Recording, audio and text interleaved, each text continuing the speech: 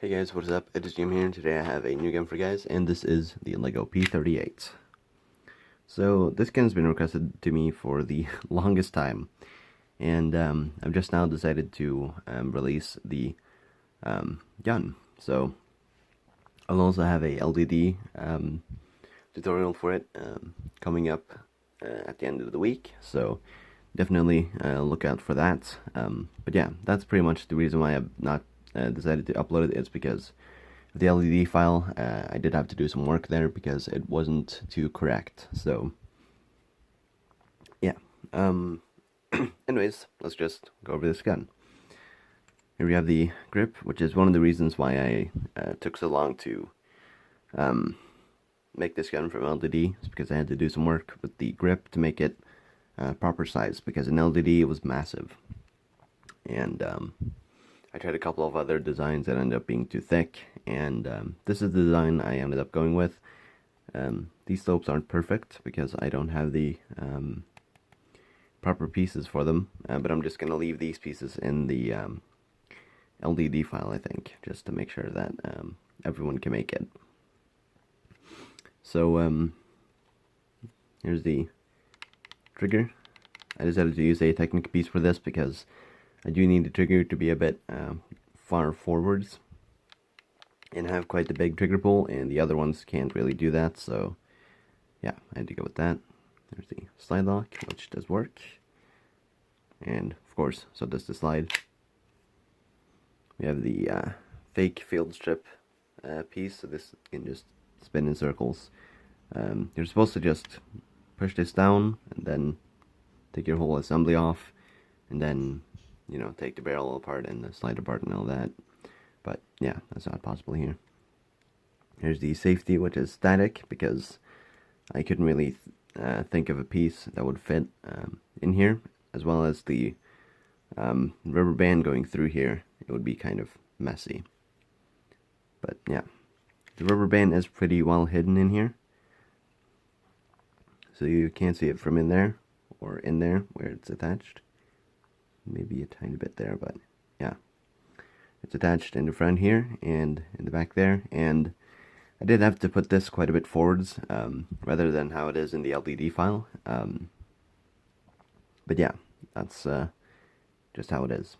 As you can see, the side has some really nice sloping details here, except in the back. I didn't have the 1x2x2 slopes, which would be the same ones I'd have to use here.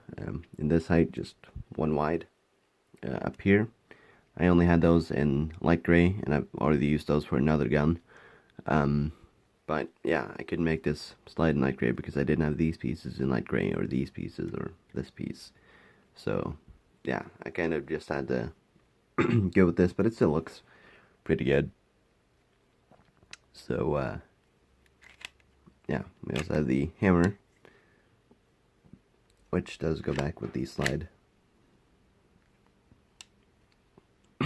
We have the barrel, which is round because someone told me to make it round after I just had it like this, standard rectangular. It's still rectangular in here because of the rubber band mechanism and, you know, stability.